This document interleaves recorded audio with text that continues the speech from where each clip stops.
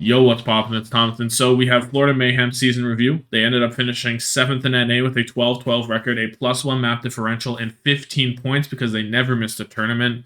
This team definitely did better than most people thought they would. Most people definitely didn't have them probably making playoffs because looking at this team, you have your DPS line of Hydron, Checkmate, Xe, your single tank of someone. They did have Adam at one point, but he got unceremoniously dropped through a Discord message or a call or something, which is like brutal. And a backline of Animo, Surmajid, RuPaul, but originally there was no RuPaul and Kariv was there before Kariv then became an assistant coach and then got dropped later in the season. So I guess the assistant coaching didn't work out as well for him. And then you have the management of head coach Gumba, assistant coach McGravy, assistant coach Day One, and manager Swing Chip. So this team, Gumba's very good at scouting talent. That's his whole thing, right? He can scout talent out exceptionally well. And that's the biggest benefit of that is someone. Someone, I want to talk about him first. He was a all-star tank this season. Hyper flexible. He can play literally everything. Yes, he preferred the Winston, as their team usage says. They did play more Winston than most teams. But he played other stuff exceptionally well. His Junker Queen was good. His Zarya was good. Like, it was perfect. He is the ideal solo tank that isn't named like Smurf. Other than that, like, there's no one really at that level, I would say. Someone was that guy. And Gumba said in an interview that most people just thought he was a Winston one trick, most teams. And then whenever they put him on Zarya, they found out, oh, this guy's actually crazy at it. So then they picked him up. It's a no-brainer. He has been locked down for next season. The only players locked down for next season, to my knowledge, for Florida is someone, Checkmate, and RuPaul. Everyone else is a free agent now. So, oh, and also assistant coach Day One left, but I believe McGravy and Gumba are staying, as far as I know. So, locking in someone is huge. If he was a free agent, he would get huge dollar bills, massive dollar bills now. I'd say a lot of teams would look to him because you have a really good tank and you just need one of them. So why spend money on two tanks when you can just get a hyper value one tank, right? He's the best piece on this team. Just in sheer flexibility, what he allows the team to do, the money he saves by not having to have another tank. It's just so good. Someone is crazy. Honestly, could have been a role star this season, I think. You could argue. I understand him not being a role star. It's hard to take out anyone else, you know what I mean? Because you could say, oh, Reiner fell off, but he still won 2 stages. And if Florida just had just had slightly better results, I think you can make a better argument. But because they did struggle at times, it's like, it's harder. But anyway, someone's crazy. That's that. And then looking at the DPS, you have Hydron, Checkmate, and Xe. So starting off with the Hydron Xe discussion, basically. Coming into this season, the idea was Hydron would be there until Xe could make it into America. That's what my idea was. I don't know about most people. I thought, Xe comes in and Hydron doesn't get a lot of play anymore. But Hydron pushed that. He continued to get better as the season went on until the very end in playoffs. He was maybe the best Western hit scan. I would say he was better than Kai. I would say Sparker was better, but he's like in that level. You know what I mean? Maybe a slight step below Sparker, but in that level. Western as in like not merit, like kind of stuff, you know what I mean? But he was exceptional. And then Xe looked like he was going to get the nod for a bit. In the midseason madness, he came in that absolutely pivotal reverse sweep against London because he wasn't there for the first 2 maps. They got rolled by Houston in midseason madness. They were down 2-0 to London, and then suddenly Xe comes in and he lights it up. He puts on a mechanical display, and they get the reverse sweep, and then they go to toe-to-toe with Philly, who went very deep in this playoffs, in that tournament. And I was like, oh, it's just going to be Xe all day from now on. But Summer Showdown comes along. They value Hydron's communication, or Gunba does, McGravy does, someone does.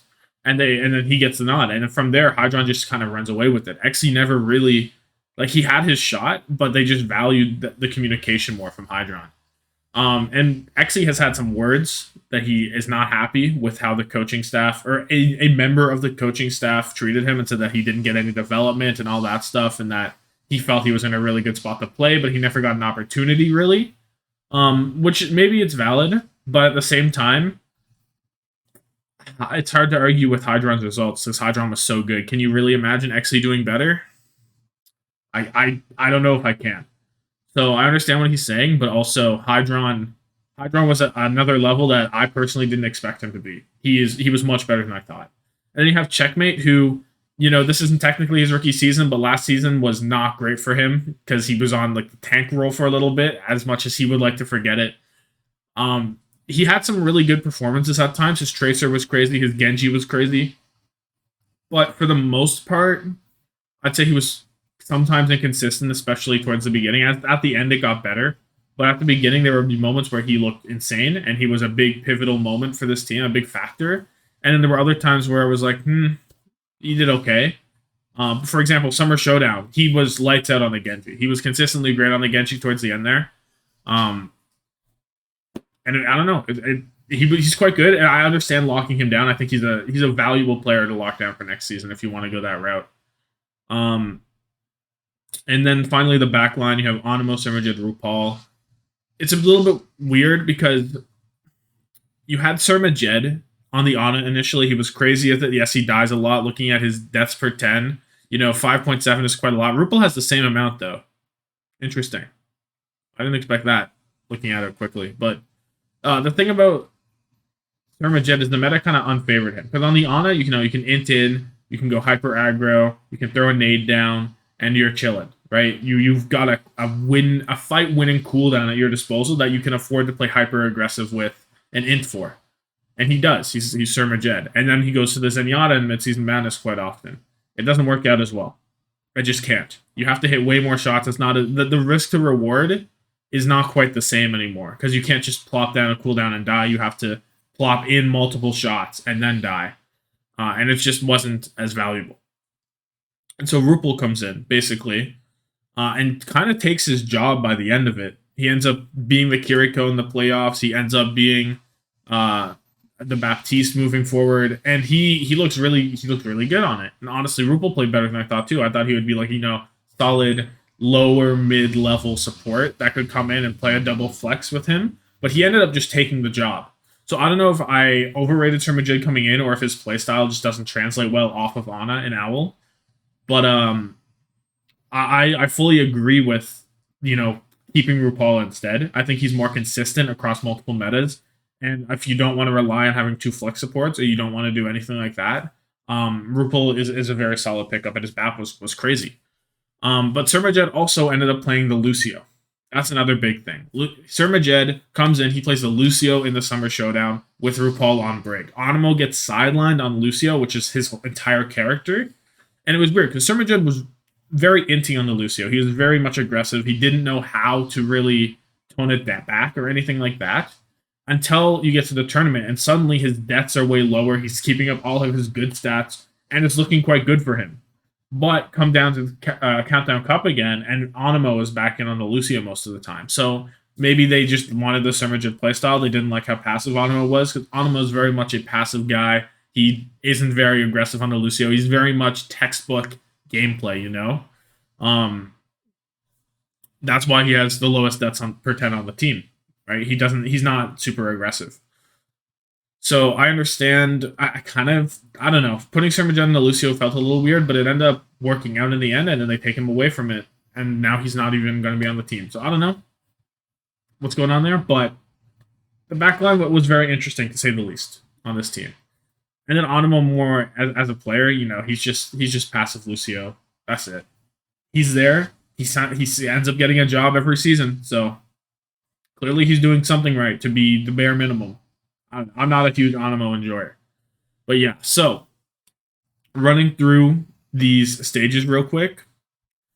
In the kickoff clash, they end up going 5th and 6th out of 8th. They lose to Atlanta, beat Washington, lose to Dallas. Those are pretty good teams you lose to at that point. I believe Atlanta was 3rd, right? Atlanta was 3rd, and Dallas was 2nd. So it's like pretty good teams to lose to. But looking at their actual qualifiers real quick, this is an extremely easy record.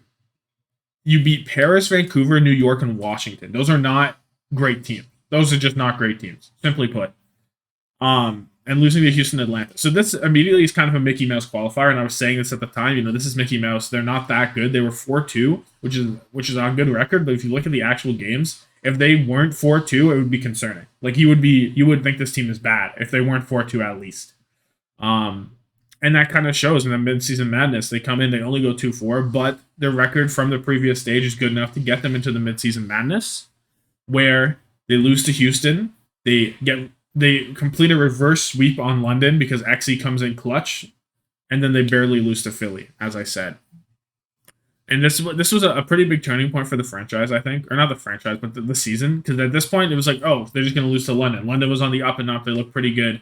But then suddenly, wait, hold on. They went from looking like the worst team in the tournament at 0-3 against Houston into beating London.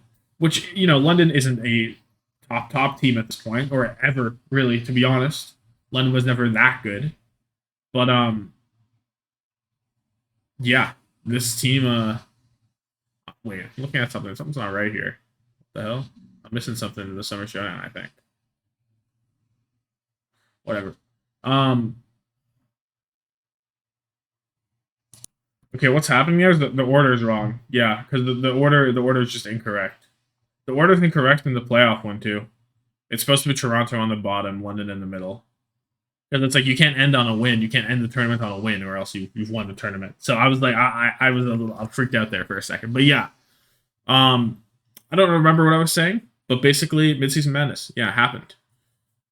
And this is at this point, I'm going to talk about Florida being kind of a slow starter in metas. It felt like they had to figure out what they wanted to do specifically in metas before they were really good. Like looking at the Summer Showdown, they end up going 3-3 +0. You beat London because London were not that great initially, but they fixed it in the end. Then you lose to Shock, lose to Washington, lose to Dallas. And you have Dallas and Washington, or Dallas and Shock are two good losses. Like you're going to lose to those guys.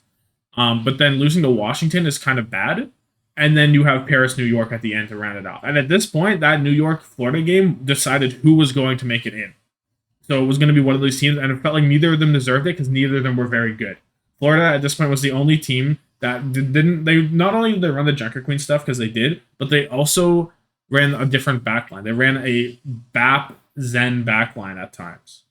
Or was it on a Zen? It was something. I forget entirely what it was, to be honest with you. But it was Zenyatta and I believe BAP with the Junker Queen instead of the normal Lucio Brig. And this, I always called it a Mickey Mouse strategy. I didn't think it was actually any good. And I was like, you know what? It's valid because they're not very good at this comp. So you gotta do what you can to try and get your wins, And then they come to the Summer Showdown and they actually do good. Yes, they lose to Houston initially, but then they beat Vancouver. They reverse sweep London again. Unprecedented. They reverse them. Like, London, they're in London's heads. That's unreal. There's no way that you get reverse swept by the same team 2 tournaments in a row if you're London. That was crazy. I remember going absolutely wild at the time whenever I was at that LAN. That was like, no way that just happened. Absolutely crazy series. And then they lose to Toronto 3-2. And get 4th. And 4th is quite good. That's pretty good. They weren't supposed to be 4th. They weren't supposed to. They came in here, and I was like, this team looks awful once again. They looked awful against Houston. They looked like the worst team in the tournament when they played their initial match, back to back. And they fix it up. They're really good at adapting their mistakes from day to day. They're like, oh, we did this too wrong, we did this. And they come back and they look like a completely different team. That's one thing that Florida has done better than any other team, I think, is fixing what's gone wrong in the moment. Like, back-to-back reverse sweeps, that's insane. That is insane. And then you get to the Countdown Cup qualifiers. They get into the Countdown Cup, the play-ins. They end up rolling the competition there. Boston, Toronto, gone. Just blow through them. And then they get to the playoffs and they look like a real threat. They do. They look genuinely like a real threat. They beat Seoul, who were supposed to be good, but Seoul just didn't have it together. You get to play a good meta for them. The Kiriko's looking great from RuPaul. It's not looking great, but it's looking good. It's looking solid to me. You beat Atlanta, who was struggling. You beat Atlanta again, who was struggling. This one's backwards, too. This Atlanta Seoul one. Oh, you lost to Seoul. Oh, I'm trolling, guys. I'm trolling. Take that one back. Run that one back a second. They do lose to Seoul. But still. Yeah, I don't know. They lost to Seoul, and then they lost to the Spark, and Seoul weren't great. Spark were pretty good. And they looked like they were a good team. I'll be honest. Even though they lost to Seoul, they did look like they were a good team. So that's that. But they beat Atlanta twice, which is kind of funny. But yeah, I don't know. This season, I would say it's a success for the team. This team had a very low budget, and I think it was pretty good. I'm surprised. I think Gunba did a great job as a coach. I'm surprised he didn't get any Coach of the Year votes. For me, it was between him and Christopher, and I thought they were both valid. I do think Christopher deserves it, obviously, but like, I don't know. The biggest thing for Florida is they have to get better at being good at the meta initially. Midseason Madness, they weren't great. Summer Showdown, again, they weren't great. That's 2 back-to-back. Even in the Countdown Cup qualifiers, they lost to Boston initially. Like, they get better as they go on through the season, as they went on through the stages. They needed to kind of fix that, I think, for next season. Maybe that's a gun bet issue. Maybe that was a player issue. Who knows? But they're going to build on the core of this team is what it looks like. So we'll see what happens. I don't know. I'm a big fan of this team. I don't know what direction they'll go. Again, probably a mixed roster if you have Checkmate, someone, and RuPaul. We'll see. There is some disgruntlement, I believe, with Exy there with the coaching staff, so that could make some players go like, I don't know if I want this. Who knows? They seem like they don't respect their players with Adam. Players might be like, I don't know if I want to go to Florida. Who knows what's going on there? All I know is it's an interesting franchise to watch, and I'm hyped for next season for them. So anyway, thank you so much for watching. Like this video, subscribe if you really like this video. Have yourself a good one, and deuces.